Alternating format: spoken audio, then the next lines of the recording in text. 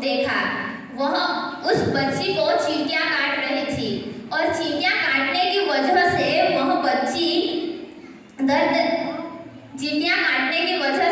बच्ची रो रही थी। उसकी दर्दनाक चीखें सारे जंगल में सुनाई दे रही थी।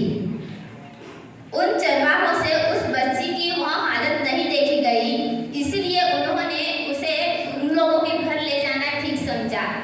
वहाँ उस बच्ची को उनके घर ले गए, उसे नहलाया, फिर गांव के मुखिया के पास ले गए। वहाँ उन्होंने मुखिया को सारी हकीकत बताई। फिर मुखिया ने सोचकर कहा कि शाम में गांव में एक सभा बुलाई जाए। ऐसे ही शाम हुई, गांव में सभा बुलाई गई। पहले तो मुखिया ने जो घटना बनी थी वह सभी को कह सुनाई।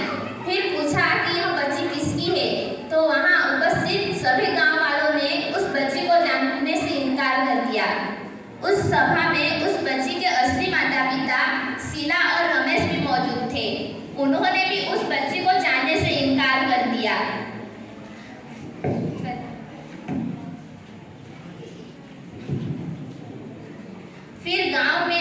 फिर गांव में से जन्म दिलाने वाली आया को बुलाया गया।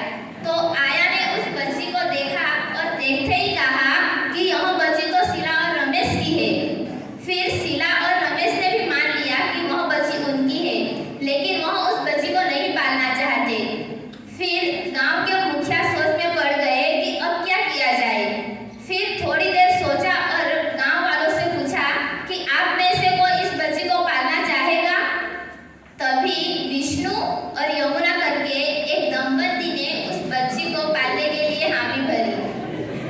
वह बच्ची यमुना और विष्णु को सौंप दी गई और फिर यमुना